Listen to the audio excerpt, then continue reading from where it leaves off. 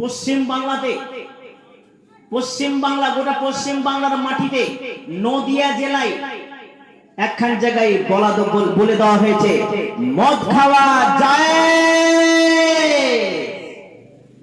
কিছু মাল তখন বলছে সারা এতদিন পর একটা বক্তা এসেছে জি মদকে জায়েজ করে দিয়েছে।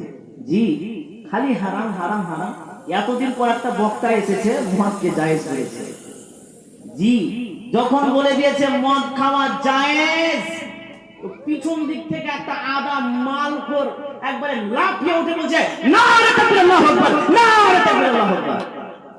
জি আর বক্তা বলছে জান্নাতে 4টি নদী আছে।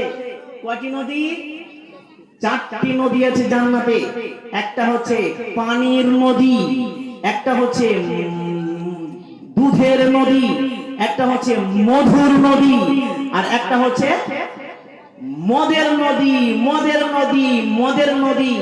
আল্লাহ জান্নাতে মানুষকে মদ খাওয়াবে, আল্লাহ জান্নাতে মানুষকে মদ খাওয়াবে। পিছন দিক থেকে ওই মালখোর আবার উঠে বলছে নারে তাকবীর আল্লাহু আকবার, নারে তাকবীর আল্লাহু আকবার। কমিটির লোক গিয়েছে, জালসার কমিটির লোক, বেশি তাকবীর কেন দিছিস? এত কি হয়েছে তোর?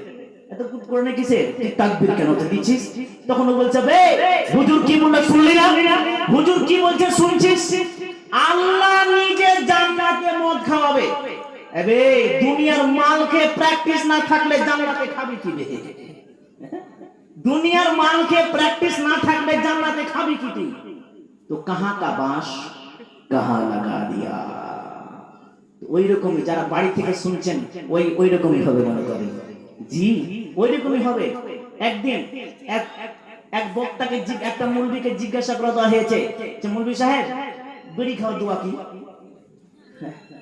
বিড়ি খাওয়া দোয়া কি?